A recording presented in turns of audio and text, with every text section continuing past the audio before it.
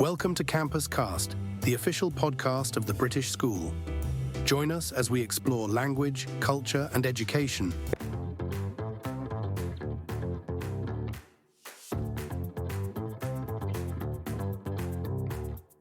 In realtà ci sono molti commercialisti specializzati in determinati settori e con la vastità di clienti e le casistiche che si creano ogni giorno è impensabile poter rispondere a tutti e saperlo da sé.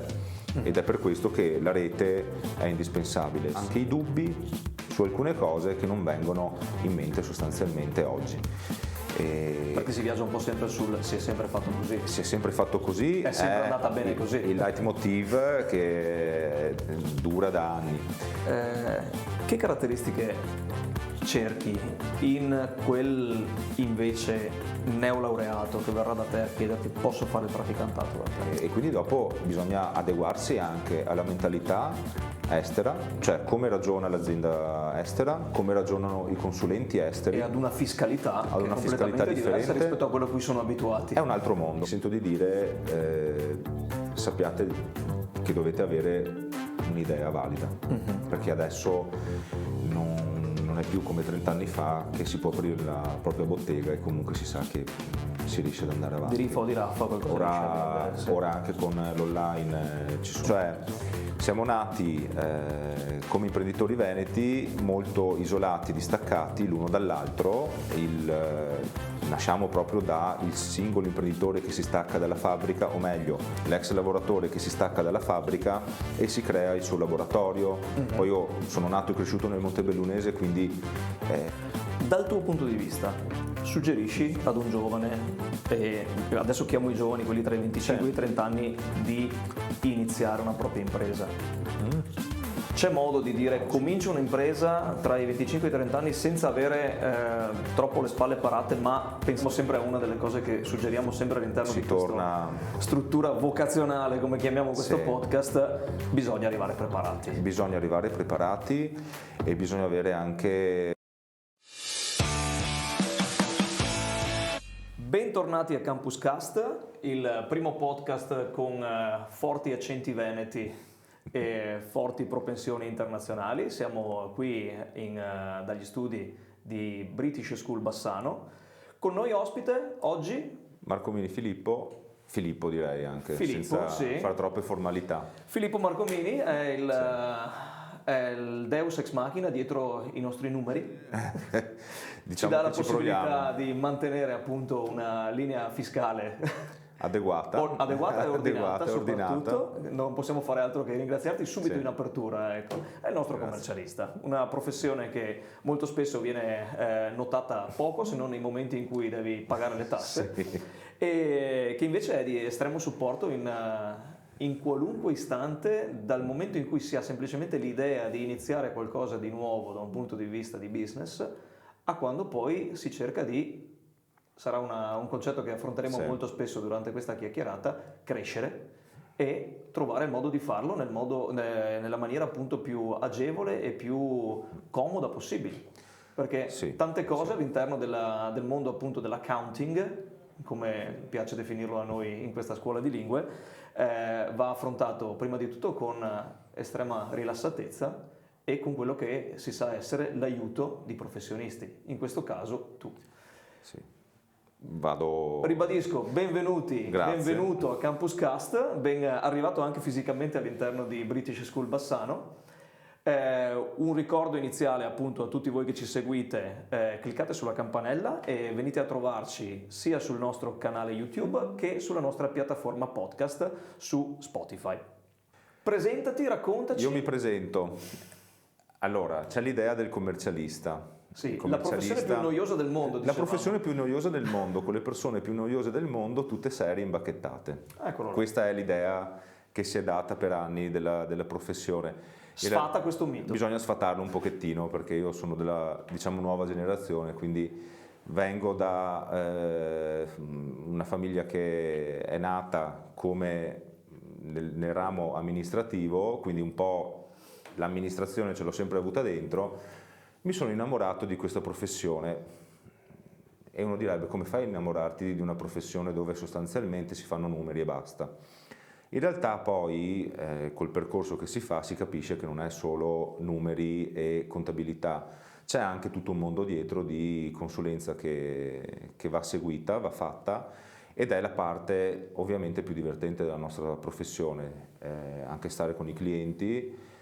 Io ad esempio non riuscirei mai a lavorare in cosiddetto smart working, nel senso che devo vedere le persone, devo parlarci anche in call, per carità, però mi piace molto il rapporto personale. E poi la parte proprio lavorativa, il fatto di conoscere un'impresa, conoscere le persone e conoscere anche quali sono i loro obiettivi, e quindi sostanzialmente cercare di realizzare a livello normativo quelli che sono i loro desideri. È una cosa che a me stimola molto, e mi piace sentire quello che i clienti vogliono realizzare, e essere una persona che può essere di supporto a questo sogno è l'obiettivo per il quale mi sveglio. Uno degli obiettivi delle nostre chiacchierate appunto di Campus Cast è quello di generare o presentare quella che è la passione che si ha per il proprio lavoro, per il contesto in cui si lavora, ma anche la passione che si genera in chi si incontra all'interno del proprio ambiente lavorativo.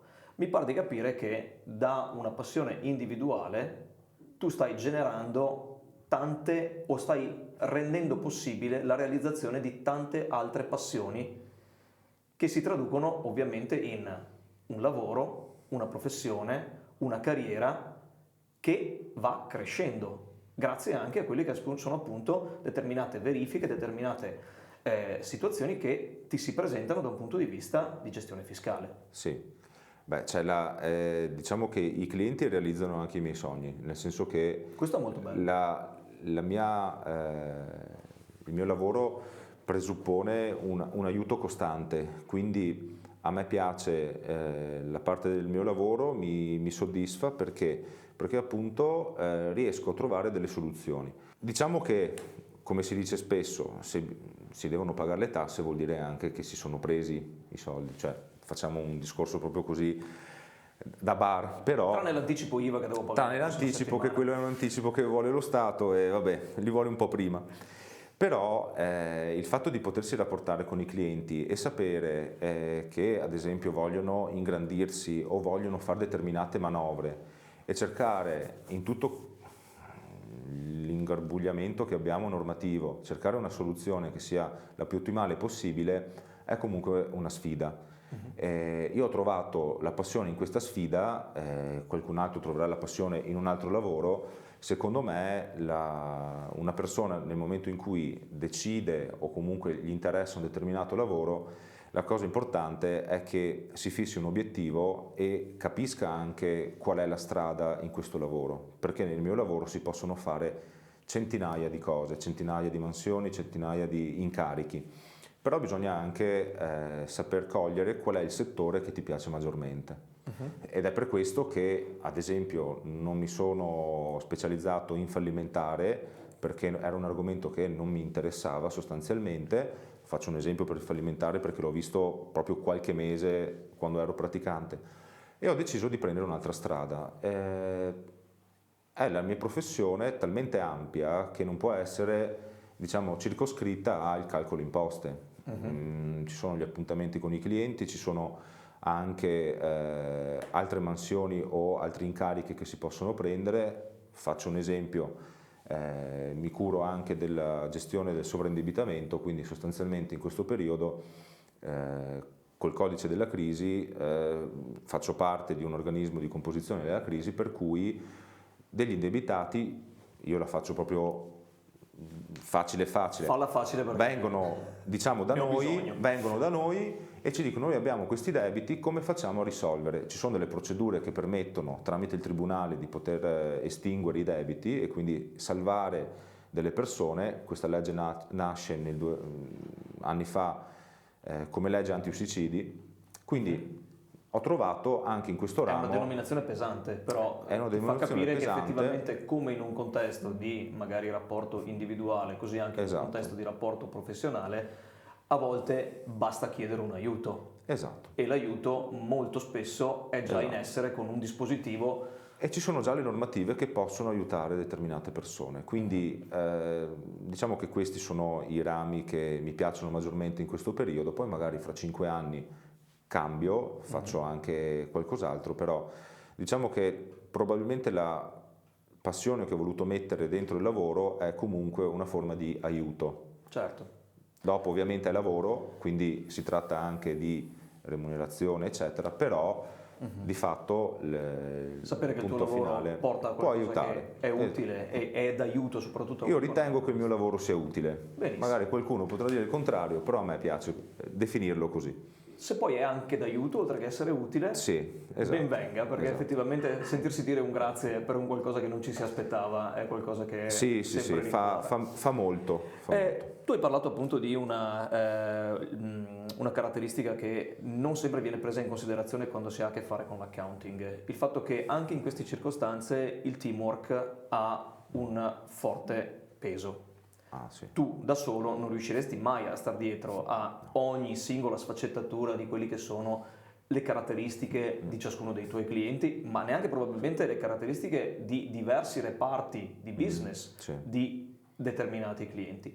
Quanto specifico è, quanto importante è riuscire ad avere effettivamente un team di persone che ha come te passioni però focalizzate su determinate aree dell'accounting? È indispensabile. Bene.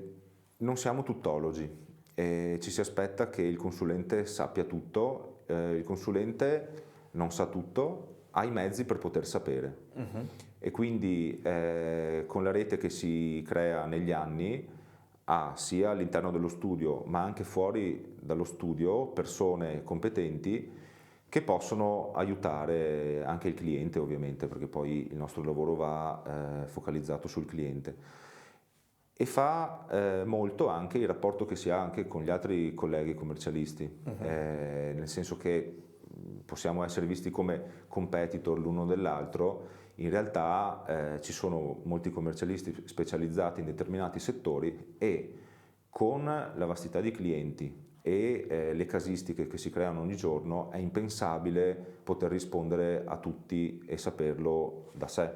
Ed è per questo che la rete è indispensabile, sia avere all'interno dello studio delle persone preparate e pronte che sappiano e che viaggiano già da sole, ma anche un rapporto con altri commercialisti o consulenti, io dico commercialisti ma potrebbero essere anche avvocati, che ti permettono di avere un prospetto ampio di quello che è la consulenza che si dovrebbe fare. Mi piace sentire questo perché effettivamente rientra nei nostri mantra l'essere persone che aiutano persone e considerare il fatto che non siamo un mondo fatto di individui ma siamo un mondo fatto di relazioni.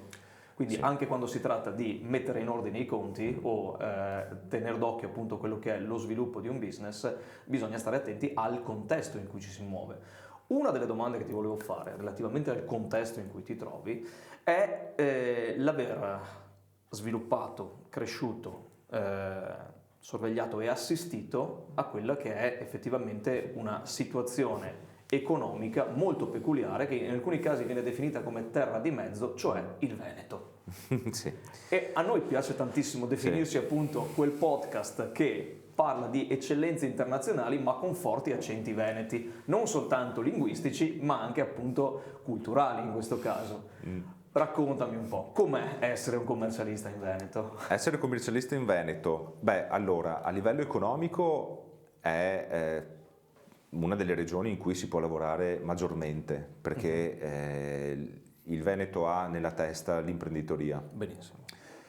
E nasciamo con la voglia di fare, anzi anche di sovrafare e di sovralavorare. Però tutta questa mentalità dovrebbe seguire pari passo i tempi che corrono, cioè siamo nati come imprenditori veneti molto isolati, distaccati l'uno dall'altro, nasciamo proprio dal singolo imprenditore che si stacca dalla fabbrica, o meglio l'ex lavoratore che si stacca dalla fabbrica e si crea il suo laboratorio. Poi io sono nato e cresciuto nel Montebellunese, quindi reparto calzaturiero, negli anni 80 era il dipendente, si apriva la sua fabbrichetta che poi diventava fabbricona Iniziando come terzista Paron iniziale, esatto. Ok. O anche questo concetto che ho sentito ribadire anche di recente, appunto quello del trasferirsi da una situazione contadina a una situazione produttiva, rimanendo anche in quel limbo del metal-mezzadro, che era appunto un concetto che andava molto negli anni 60, una cosa che ancora non era descritta come concetto, ma era una realtà non ancora appunto specificata negli anni 60 e 70, che poi si è evoluta in quella che effettivamente, come dicevi tu, laboratorio, artigiano, piccola fabbrica, fino a diventare in alcuni casi anche delle multinazionali ben riconosciute anche da un punto di vista di brand. Non facciamo ancora nomi. No, non facciamo nomi, però abbiamo veramente delle punte di diamante nel nostro territorio. Diciamo che il fattore peculiare è comunque il tessuto principale del Veneto, che è composto da piccole e microimprese, medie imprese, quindi strutture che derivano ancora da imprese familiari. E quello che ho visto nel tempo è stata la difficoltà di poter crescere semplicemente per il fatto che ognuno guardava quello che doveva fare oggi, non una programmazione da qui a 5 anni. Adesso qualcuno se ne sta rendendo conto perché io batto forte su questo argomento, che sia anche il passaggio generazionale, cioè capire cosa succederà dopo, perché moltissimi che hanno aperto la fabbrica negli anni 80 adesso si ritrovano in età pensionabile e con il fatto che sono oberati di lavoro pensano al lavoro di oggi ma non pensano alla programmazione futura. Diciamo che è questo anche il ruolo del consulente, cioè far venire anche i dubbi su alcune cose che non vengono in mente sostanzialmente oggi. Perché si viaggia un po' sempre sul si è sempre fatto così. Si è sempre fatto così. È sempre andata bene così. Il leitmotiv che dura da anni. Ma poi anche il fatto di creare, come abbiamo detto prima, il network, la rete, diciamo che è il futuro un po' in qualsiasi professione, qualsiasi lavoro. Perché faccio un passo indietro riprendendo il lavoro mio, secondo me è impensabile oggi che un consulente sia da solo in uno studio, cioè bisogna avere molte più teste che ragionino sugli argomenti e anche per far venire in mente come sviluppare il lavoro. Quindi il leitmotiv Veneto è sempre stato, si è sempre fatto così, eccetera.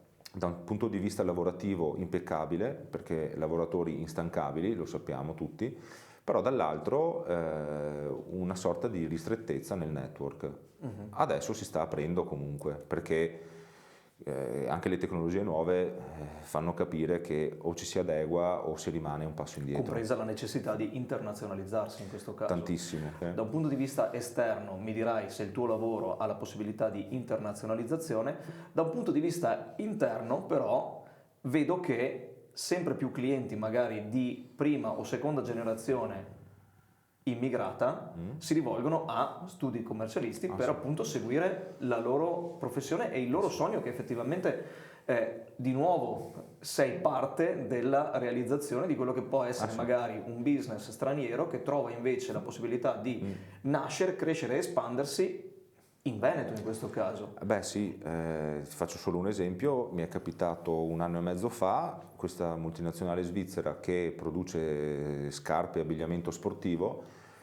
Ovviamente voleva insinuarsi nel territorio montebellunese perché lì c'è il centro, il know-how che gli serve. E quindi si trovano anche clienti e si trovano occasioni anche con l'estero, quello sicuramente, e quindi dopo bisogna adeguarsi anche alla mentalità estera, cioè come ragiona l'azienda estera, come ragionano i consulenti esteri. E ad una fiscalità che è completamente diversa rispetto a quello a cui sono abituati. È un altro mondo, perché ovviamente sono altre nazioni, e anche capire come lavorano, perché appunto noi come mentalità veneta abbiamo il lavorare moltissimo eccetera. Parlando con anche altri consulenti diciamo che il lavoro è differente, lo improntano molto più settoriale, la gente, i professionisti sono molto più specializzati, non sono tuttologi, che è quello che avevo detto prima, è impensabile sapere tutto. Io ho sempre detto ai clienti: se non lo so faccio in modo tale di fartelo sapere, ma può essere che non sia farina del mio sacco. Quante volte ti capita che una casistica internazionale appunto ti si presenti con il Ma perché in Italia fate così? Quando si parla con l'estero spesso perché noi abbiamo anche una mentalità che è molto prudenziale, cioè si parte dal presupposto che la nostra burocrazia è piuttosto importante e anche con molte lacune o anche zone grigie o d'ombra, quindi non si sa bene come andare a impostare determinati lavori. Perciò c'è sempre un rischio c'è sempre un rischio. Non dovevi fare così. C'è sempre un rischio, è difficile. Confortante. Esatto, è difficile avere spesso la risposta certa, dicendo fai questo, sei sicuro. C'è sempre un sospetto. In Italia siamo un po' abituati, all'estero un po' meno. In Italia siamo abituati a questo, ma anche a un apparato burocratico ben più importante, per cui andare anche ad esempio a costituire questa azienda, va bene, è un caso particolare, loro mi dicevano ma perché così? E io ho detto ragazzi fate conto che in Italia è così, cioè noi non possiamo sindacare il perché, sappiamo che è così. E quindi diciamo che uno snellimento sarebbe opportuno, perché poi gli investitori esteri vengono anche bloccati da questo. Esattamente. Perché l'economia in Italia per determinati settori gira e gira bene. Il problema è l'apparato burocratico che fa sì che un investitore estero dice io devo perdere un anno per fare determinate operazioni qua. Diciamo che a una domanda problematica che può essere un perché, tu professionista dell'accounting devi rispondere con un come che lo faccia sentire più a suo agio. Certo. E quindi questo come si fa? Come si fa? Come si fa? Allora lì c'è sempre una parte di grande studio. Torniamo sempre a una delle cose che suggeriamo sempre all'interno di questa struttura vocazionale, come chiamiamo questo podcast, bisogna arrivare preparati. Bisogna arrivare preparati e bisogna avere anche una buona parte di voglia di studiare sempre. Infatti anche qualcuno che mi chiede ma dopo quando lavori, alla fine lavori e sei a posto, così, cioè nel senso fai il tuo. In realtà, ma come con tutti i lavori, ma anche il nostro, ogni giorno c'è sempre un qualcosa da leggere, da studiare ed è una cosa strana se lo si dice anche a una persona delle superiori. Se a me avessero detto che fino a adesso quasi 40 anni, ma fino a che non andrò in pensione forse dovrai studiare tutta la vita, sembra una cosa difficilissima, anche dura. In realtà poi trovi nel tuo lavoro la passione e quindi anche la voglia di informarti e la voglia di avere una conoscenza in più ogni giorno. Quindi preparazione e poi avere anche un'attitudine a conoscere vari professionisti che possono aiutare anche il tuo studio, sostanzialmente quello. Interventi dall'estero in termini di formazione, aggiornamento, mi domando per esempio quello che può essere una necessità di interfacciarsi con quelle che sono normative europee. Sì. Allora, come lo affronti? Lo vedi più come una possibilità o come un ostacolo? No, allora la formazione è ovviamente il cardine della professione. Diciamo che bisogna capire un po' nella mia professione che tipo di settore si vuole andare a sviluppare, perché io ho deciso di fare una sorta di lavoro più stanziale, cioè in Italia. Poi mi è capitato l'occasione di avere rapporti con società estere, eccetera, e quello viene naturale nel momento in cui si hanno determinati numeri in studio.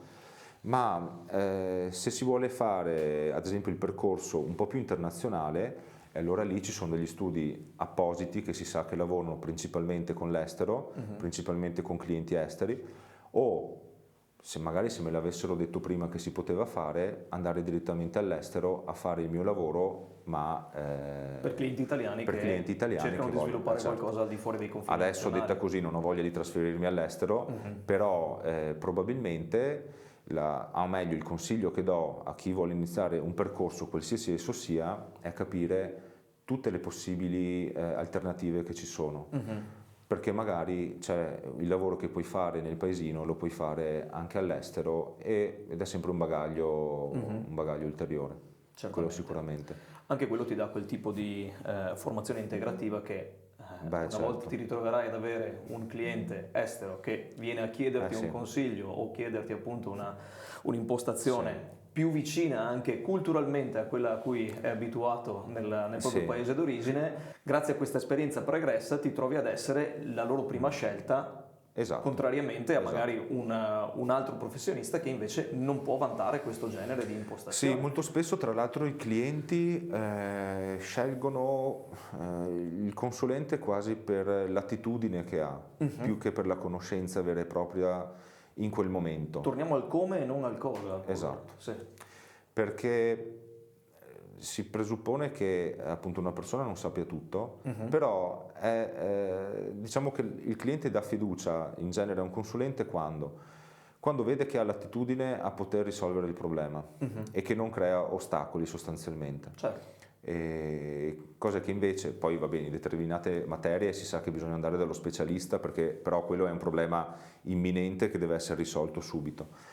Però il rapporto tra l'altro che c'è tra consulente e clienti è anche molto personale, o almeno nello studio dove lavoro è prettamente personale, cioè i nostri clienti sono persone con le quali oltre alla riunione andiamo anche a berci un caffè dopo e si parla anche della nostra vita, cioè non è prettamente lavorativo. Perché? Perché noi dobbiamo anche comunque conoscere tutta la sfera a 360 gradi della vita, per capire anche quello che possono essere delle idee nostre che possiamo dare ai clienti. La tua esperienza personale come ti serve da esempio per poter poi guidare alcuni dei tuoi clienti? La mia esperienza personale, determinazione sostanzialmente, e quindi nel momento in cui ci sono degli ostacoli o dei momenti di difficoltà, prenderli, affrontarli e tirare dritto, come si dice, ma anche una grande formazione. Cioè, e torniamo sempre all'elemento formazione. La formazione di fatto è un elemento cardine per qualsiasi tipo di lavoro, cioè non è solo per chi fa il consulente, perché allora legge molti libri professionali, ma è per tutti i lavori, perché io ogni giorno quando vado a lavoro penso comunque a come può svilupparsi la mia sfera lavorativa e tutte le novità che ci sono. Facciamo l'esempio anche solo di intelligenza artificiale, avrà un'implicazione enorme nel nostro lavoro. Interrompiamo soltanto un attimo per ricordarvi che questo episodio vi è offerto da Americana, l'agenzia che vi aiuterà ad integrare l'intelligenza artificiale con il vostro business in modo facile, efficace e personalizzato. Americana utilizza una combinazione di esperienza imprenditoriale, marketing basato sui dati e tecnologia avanzata per aiutare la tua azienda ad ottimizzare i tempi, migliorare i flussi di lavoro ed ottenere risultati concreti. Per capire meglio come l'intelligenza artificiale può aiutare il tuo business, visita americana.vision. British School sta già collaborando con Americana per un progetto di cui non do troppi spoiler. Il link per entrare in contatto con Americana e conoscere meglio i loro servizi lo trovate direttamente nella sinossi di questo video. Quindi non si può pensare oggi di dire il problema non c'è, chi se ne frega. Io lo ragiono anche perché ho più di 20 anni ancora davanti di carriera lavorativa. Prepensionamento, vediamo. Però l'obiettivo è sempre quello. L'obiettivo è quello di fermarsi a una certa età e non far niente, poi bisogna vedere se sarà realizzabile. Però ad esempio, se torniamo agli elementi culturali che abbiamo citato prima, mi sa che sarà dura. Sarà dura, ma poi è proprio l'attitudine, difficilmente riuscirò a fermarmi. Però facendo l'esempio con l'intelligenza artificiale. L'intelligenza artificiale è uno strumento che per noi commercialisti potrà essere diciamo una svolta proprio per eliminare o comunque sostituire o anche aiutare tutta la parte, quella che si diceva il commercialista fa i conti, fa la contabilità. L'intelligenza ci potrà dare, e già i software cominciano a mettere dentro dei pacchetti di intelligenza artificiale che aiutano già nella registrazione, dove questa mansione sostanzialmente sarà molto più rapida rispetto adesso e quindi ci si potrà dedicare maggiormente ai lavori di valore aggiunto. Esattamente, la componente creativa. La componente creativa. Non creativa in termini di conti, assolutamente, ci mancherebbe altro. 1 più 1 fa sempre 2, credo. Bisogna. Quello bisogna. La finanza creativa no, però la creatività o anche le idee da dare ai propri clienti sì, ma anche poter studiare determinate agevolazioni che possono esserci nei confronti dei clienti e che non si riescono a fare perché ritornando proprio all'apparato burocratico e alle scadenze sono talmente tante che portano via molto tempo in studio. Per Eccolo cui, là, il valore in questo caso il nostro è il tempo. è il tempo. Il nostro valore è il Torniamo lì. tempo. Con un po' più di tempo, grazie all'intelligenza artificiale, se potrà snellire questo tipo di attività, è ovvio che anche noi potremo essere sgravati di adempimenti e quindi dedicarci maggiormente che è un po' il problema che hanno molti studi, cioè è un po' il problema principale nostro, cioè essere oberati di scadenze tassative e avere poco tempo, ed è per quello che ad esempio Fa specie lavoro, ricordarci che comunque siamo di quella generazione in cui ci ricordiamo di quanto tempo dovevamo aspettare per riuscire ad avere una comunicazione ufficiale, sì. quando ancora non esistevano, non dico i fax, perché erano già obsoleti quando noi abbiamo cominciato a lavorare, ma quando ancora non esisteva per esempio la posta certificata Sì. o l'email, ok? Noi adesso vediamo a quegli strumenti come un qualcosa di ormai passato. Anzi, come facevamo a fare così? Diciamo che il riuscire a fornire effettivamente un servizio di qualità, pur mantenendo una umanità all'interno di quello che è il rapporto con i nostri clienti, perché alla fine sì, stiamo parlando di una serie di strumenti, ma ricordiamoci che alla fine che sia un mio studente o che sia un tuo cliente a cui fai una consulenza e fai appunto un servizio fiscale, stiamo sempre parlando di persone. Dietro ci sono sempre le persone. Ci sono sempre persone, ci sono persone che hanno magari dietro di sé famiglie, imprese dove appunto da cui dipendono altre famiglie, e saper interpretare quelli che sono effettivamente gli strumenti, come hai detto tu, di intelligenza artificiale, che sono fondamentali anche nella componente educativa in cui, nel contesto in cui abbiamo a che fare noi, vanno visti come un qualcosa che ci permette di dare un valore aggiunto alla persona, in fondo. Sì. Questo è. Hai puntato su diversi elementi che effettivamente ci portano sempre al lato umano di ogni professione, ok? Sì. A meno che tu non sia semplicemente uno che fa soldi con i soldi, ok? Quello, diciamo, ancora non ci sono riuscito. Ancora non ci sono, e per fortuna, Sì. appunto, ritorniamo a quell'idea di un contesto anche professionale, lavorativo e culturale in cui l'elemento umano, ma l'elemento comunità ha un fortissimo valore. Sì. E ci si ritrova appunto a dire sì, posso adoperare degli strumenti estremamente moderni, estremamente contemporanei per riuscire a mantenere un valore umano alla persona e riuscire a dire effettivamente sì, lascio che le macchine facciano quel lavoro noioso, come dicevamo all'inizio, certo, di controllo conti, ok? Ma allo stesso tempo riesco a trovare dei dispositivi, dei sistemi sempre riguardanti quello che è l'accounting, la fiscalità, la progettazione d'azienda, la programmazione aziendale in questo caso, che diano effettivamente valore alla persona in questo senso. Sì, è il nostro obiettivo sostanzialmente, perché come dico sempre la contabilità la fanno un po' tutti, cioè ci sono tanti studi, ci sono tante associazioni di categoria, non è tanto quello che crea il valore aggiunto e il rapporto stretto tra cliente e consulente, è più l'altra parte. Quindi ora, visto l'intelligenza artificiale e anche tutte le tecnologie che ci sono, se questa parte un po' più meccanica viene alleggerita, poi ci sarà sempre che qualcuno deve metterci il naso per controllare che le cose vengono fatte bene, eccetera. Però risparmiare del tempo per poter dedicarsi ad altro permette uno sviluppo veramente diverso all'impresa. Qualità sostanzialmente, sì, perché poi ci sono sempre all'interno delle normative ci sono tanti argomenti anche da sviluppare all'interno dell'impresa, vedasi il know-how, vedasi anche la protezione dei dati, ci sono talmente tante cose che poi soffermarsi solo sul contabilità è un po' restrittivo, cioè noi possiamo veramente spaziare praticamente su ogni argomento. Quanto l'elemento d'approccio psicologico al tuo, al tuo interlocutore, sì, diciamo, sì, che cerca una consulenza vale? Noi assorbiamo sostanzialmente tutto lo stato d'animo del cliente. Okay.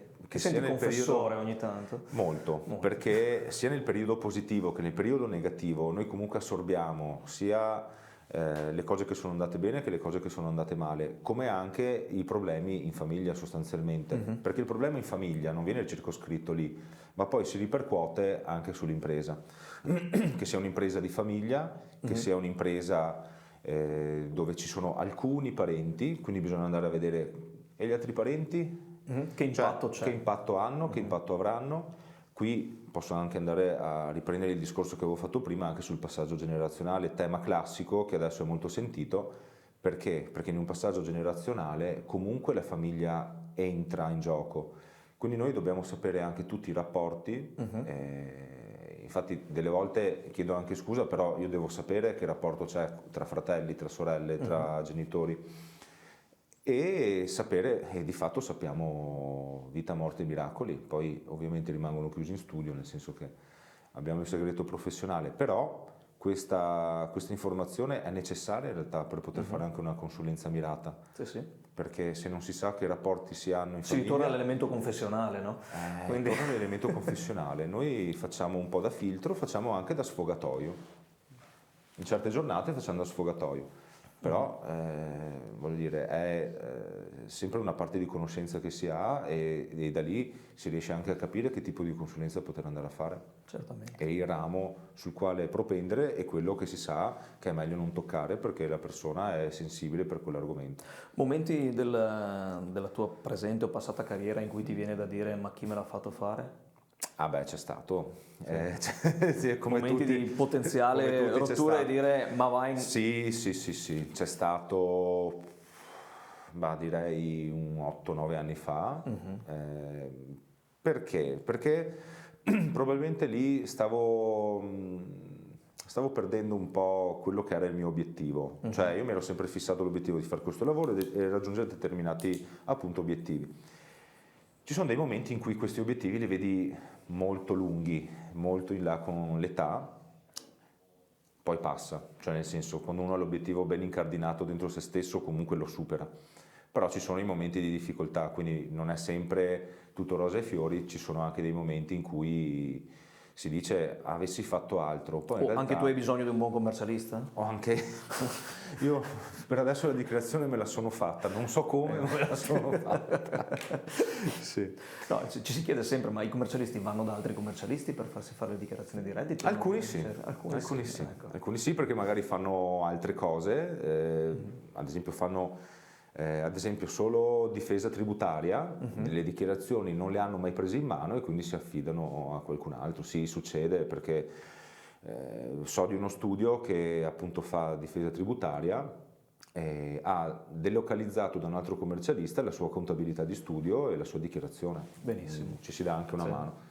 Oddio, penso che lo paghi, spero. Nel senso... o perlomeno gli farà qualche o qualcosa servizio faranno, anche potrebbe valere esatto. Anche un baratto in termini anche un baratto di lavoro ci sta, sì. Molto bene. Accettabile da un punto di vista fiscale? Tutto Molto tutto. bene. Stiamo attenti a quanto non possiamo, ma adesso a parte anche la battuta, l'Agenzia Entrate ha un apparato di controlli che è comunque valido, ha un sistema di controlli anche automatici sempre più importante. Ora, non si va a fare la consulenza spiccia, cioè quella la potevano fare altre persone 30 anni fa. Sì. Noi non possiamo permetterci di sbagliare da questo punto di vista. Le nostre consulenze devono essere fatte principalmente sulle agevolazioni che lo Stato dà alle imprese e quindi conoscerle, ed è questo un grande tema perché molti commercialisti che si concentrano solo su contabilità e bilancio perdono di vista quello che comunque la normativa offre, vedi crediti d'imposta, vedi agevolazioni fiscali, eccetera. Bisogna conoscere e bisogna imparare quei settori.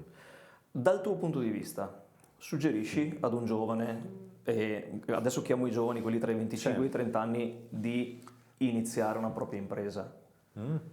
C'è modo di dire comincio un'impresa tra i 25 e i 30 anni senza avere troppo le spalle parate, ma pensando che effettivamente ci siano, come dicevi tu, dei meccanismi, dei dispositivi che mi tutelano in un certo senso, perché il mondo potrebbe cascare, come abbiamo visto nel 2020, da una settimana all'altra, ma potrebbe anche effettivamente procedere un po' più lentamente, un po' più velocemente, potrebbe succedere qualcosa che effettivamente rallenta il mercato e quindi il prodotto che ho, nonostante magari sia eccellente, non riesce purtroppo a ingranare perché le persone si sentono in dubbio se investire su una determinata servizio, su un determinato prodotto in un determinato momento. Allora, e quindi io, 26enne, fresco di laurea, posso rischiare? Parte tutto dall'idea però. Sì. Cioè, sono venuti vari ragazzi o meno ragazzi con delle idee per iniziare attività imprenditoriali, alcune accolte positivamente, altre già io come consulente dico guardate che vi fate del male. Ma questo perché? Perché noi abbiamo comunque un po' la sensibilità di quello che è il territorio, già con le imprese che seguiamo e essendo diciamo sulla piazza si conosce un po' l'attività, il settore che può rendere e quello che si sa che avrà vita breve. Quindi parte tutto dall'idea. Dopo gli strumenti per poter avviare questa impresa ci sono, è ovvio che l'imprenditore assume sempre un rischio. Avere la certezza del suo futuro è impensabile. Sapere però cosa succede se le cose vanno bene, cosa succede se le cose vanno male, i rischi, quanto si può perdere, quanto si può guadagnare, allora là rientriamo in gioco noi, perché sostanzialmente possiamo andare a fare un business plan e quindi capire come potrà essere l'impresa nei prossimi 3 anni, ma e se le cose vanno male cosa succede? Qual è la conseguenza? Tu personalmente come vieni attaccato? Hai tutelato il tuo bene? Ne hai? Non ne hai, sei sposato e quindi là rientra anche conoscere la parte della famiglia o dei rapporti personali.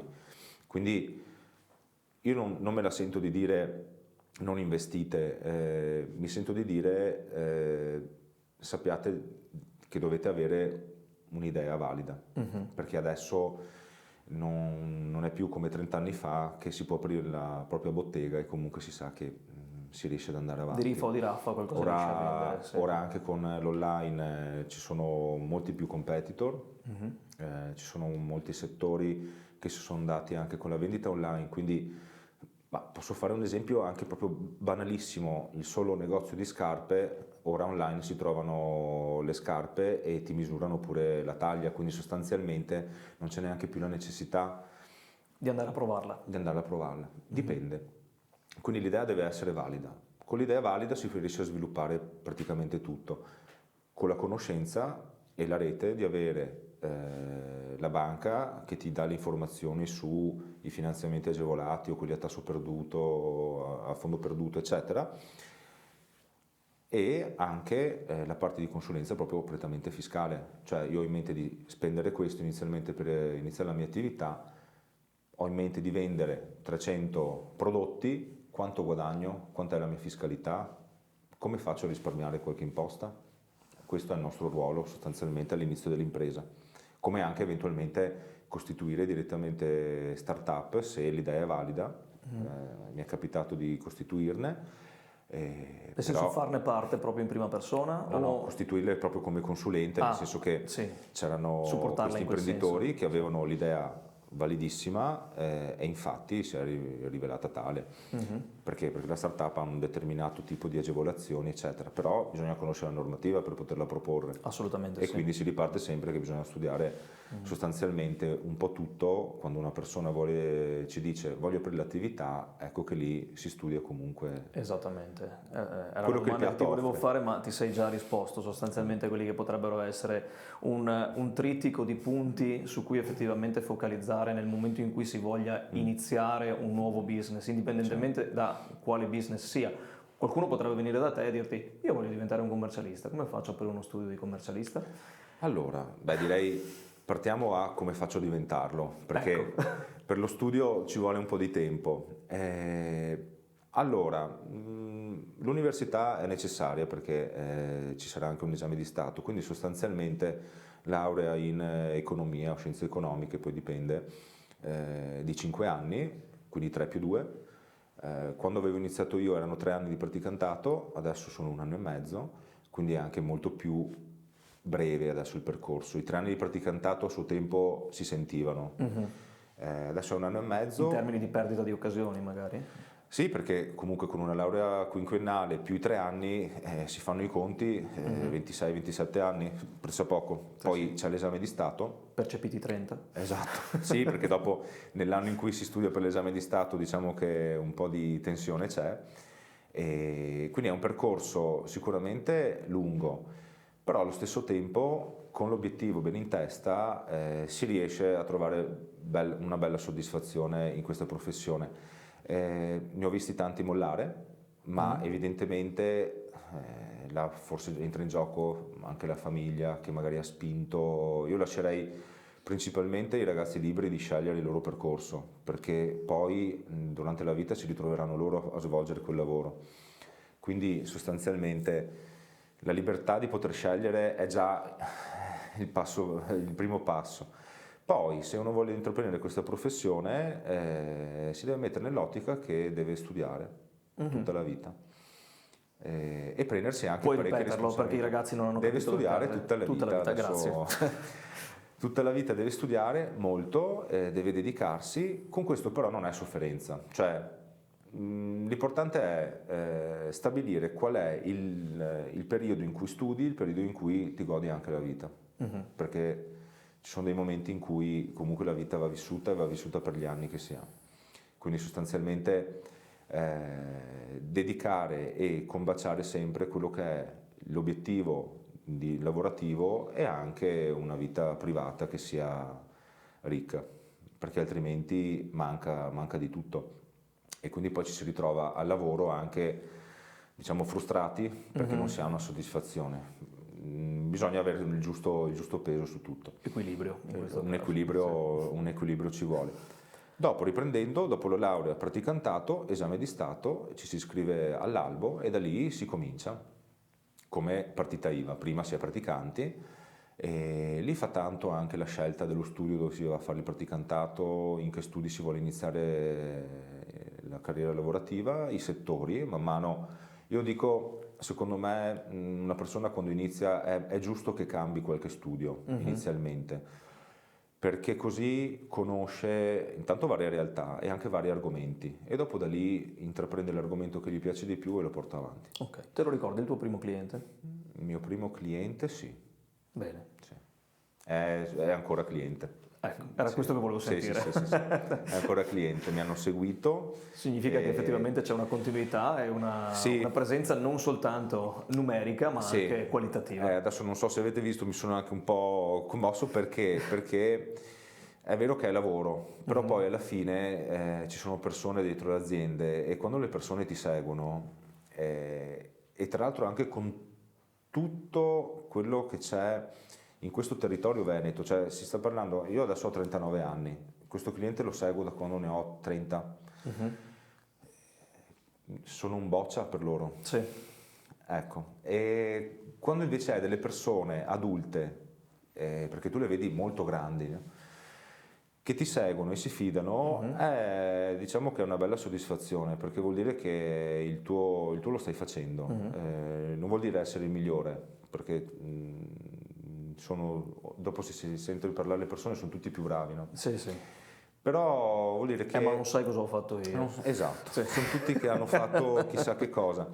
Nel nostro piccolo queste soddisfazioni valgono molto, perché danno anche un senso poi a quello che si fa, perché noi lavoriamo ovviamente per vivere, però c'è anche la parte umana che conta molto. Sai che per loro resterai sempre il boccia? Sempre. Sempre. Adesso vediamo, magari assisterai a generazioni, qualcosa. verrai invitato a battesimi, a matrimoni, eccetera. Ma... Sì, la cosa bella è che poi appunto vieni anche invitato a alcuni eventi loro personali e questo insomma fa piacere. Secondo me ci vuole coraggio sostanzialmente, anche quando si inizia. Non avere la paura di pensare che una persona, un imprenditore di 50-60 anni ti snobbi perché sei giovane. Se hai le tue cose da dire ti ascoltano. Bene, quindi avere, come hai detto tu, un certo coraggio di poter Bisogna esprimere quelle che sono certe certezze che si portano dietro. Poi si acquisiscono negli anni. Assolutamente. Per quello, però all'inizio è proprio sconfiggere questa parte di pensare di non essere all'altezza, o meglio preparato per una persona molto più adulta che ha molti più anni di esperienza lavorativa. Ecco. E che comunque tirerà fuori prima o poi il ho sempre fatto così. Sì, quello lo tirerà fuori, ma da nuova generazione bisognerà dirgli guarda che si può anche fare un po' diversamente. Allora io lo dico post università, nel senso che io non ho, ho fatto l'università, l'esame di Stato, ma non ho fatto tante altre cose durante l'università, se non altre cose mie personali, ma a livello di apprendimento o cultura no, però anche il solo fatto di avere la possibilità di andare qualche mese all'estero, imparare una lingua, imparare a conoscere altre culture e capire se effettivamente il paese dove si è cresciuti è quello adatto al tuo, paese, ma potrebbe essere anche la città, cioè dalla provincia di Treviso alla provincia di Milano, magari quella di Milano ti piace di più. Quindi sarebbe non focalizzarsi solo sul libro, ma informarsi anche su cosa c'è oltre all'università e quello che il mondo può offrire, perché io sono del parere che il mondo offre milioni di opportunità. E anche tante agevolazioni fiscali? Molte. Le agevolazioni fiscali ci sono, però bisogna conoscere. E quindi non ci si può aspettare forse che qualcuno ti spieghi come funzioni il mondo, perché lo scopri dopo. Bisogna un po' impararlo man mano e avere la volontà di conoscere qualcosa in più. E quindi una persona, un ragazzo inizia l'università, bene, ma dopo l'università che lavori si fanno con questa università? Che cos'è questo lavoro? Io non me lo sono mai posto perché avevo sempre l'obiettivo di fare questo lavoro. Però se avessi avuto le idee poco chiare, probabilmente mi sarei informato bene su cosa porta un determinato tipo di studi o una formazione anche, che poi non è neanche detto che si debba fare all'università, tra l'altro. Cioè io la penso in questa maniera. Per fare il lavoro che fai tu, sì. Per fare il lavoro che faccio io sì, però non è obbligatorio secondo me fare l'università. Cioè bisogna un po' seguire quello che è la tua vocazione. Se la vocazione prevede che non serve a fare l'università o lo studio lo puoi fare anche quando lavori. Lo fai ben vengano esperienze che spazino in lo fai per conoscenza personale, sì. però non è detto che sia necessario. Poi adesso abbiamo anche questo momento in cui si cercano molti tecnici. Ci sono anche dei corsi che non sono universitari dove ti permette di andare a trovare praticamente subito lavoro. L'università magari uno si iscrive dopo e studia la sera, d'altronde si riesce a fare, cioè come ho fatto io lo studio per l'esame di Stato la sera, un'università magari con qualche anno di ritardo lo si riesce a fare ed è quello è bagaglio personale. Quindi io direi più che altro una grande fortuna sarebbe avere la libertà di poter scegliere e qui certo. E avere anche, come dicevamo prima, un'altra risorsa, cioè il tempo per poter scegliere. Molto spesso ci viene messa la fretta di prendere una decisione a cui magari non siamo ancora pronti. Perché? Perché non abbiamo tutte le informazioni che vorremmo appunto detenere per poter dire sto facendo una scelta soppesata. Il prendersi del tempo per riuscire effettivamente a vedere, come hai detto tu giustamente, cosa succede nel paese a fianco, nella città a fianco, nel paese dall'altra parte del mondo, questo ci dà degli elementi secondo cui la qualità di quello che sarà il lavoro che andremo a intraprendere nei successivi 3, 5, 10, 25 anni aumenterà non di poco. Sicuramente. Ecco. Seguiteci appunto sul nostro canale YouTube Campus Cast by British School Bassano, seguiteci anche sulla nostra piattaforma podcast su Spotify. Ricordatevi di selezionare la campanella in modo tale che tutti i nostri aggiornamenti siano a vostra disposizione in tempo sostanzialmente reale. E ringraziamo Kawabanga Studios per il supporto tecnico anche per questa fantastica puntata. Ringraziamo Filippo. Grazie a te Per essere stato con noi, per averci svelato diretti, retroscena e anche qualcosa di personale su quella che è la sua passione, in questo caso diventata una professione. A tutti voi, alla prossima puntata di Campus Cast.